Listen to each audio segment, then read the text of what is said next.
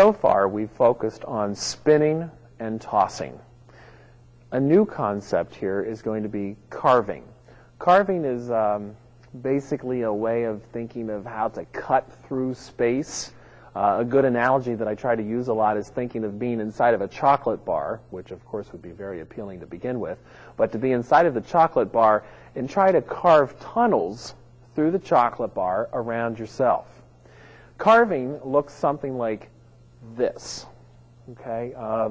Coming down through, cutting around, and coming back up around, whatever the case may be.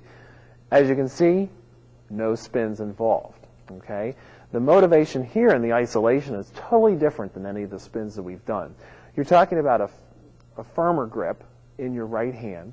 You're talking about isolating the muscles in your forearm. The exercise here that we're going to do for you, and Michelle can start to demonstrate, and she can go straight through it while I just talk about it, is going to be carving on different angles. So we're talking about 4 different placements around your body, and they're all going to be focused on the 45s. So talk about your lower right 45, your back right 45, then your left 45 in the back, and then your lower left 45 in the front. Count 1 of this carving exercise, or let's talk about the starting position first. The rifle is upside down, strap up, right hand at the small, left hand at the tip. Now, count 1 is going to pop right out on that angle on the 45. Okay, count 2, all right, is coming back. Now note, go back to count 1, Michelle. Watch this isolation of movement. Okay, basically, it was all controlled in the wrist and the forearm. Go to count 3. Okay, as we can see, the rifle just comes up, and then we twist our wrist, so now our palm is facing to our back right 45. Note the position of the rifle on this angle. Finishing the exercise off to count 4, we curl around the bottom.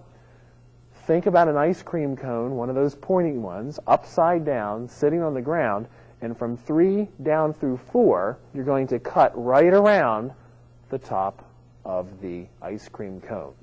So watch those 4 counts again. So we have 1, 2, 3, and 4.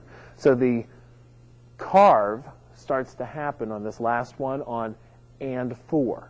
Okay, so think about the isolation from 3 and 4 making that happen. Here's how the exercise goes.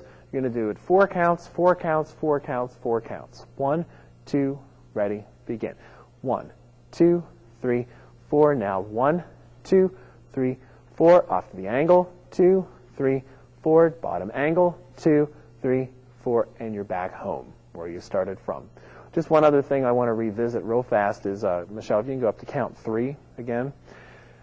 The motivation going into 4. Go ahead.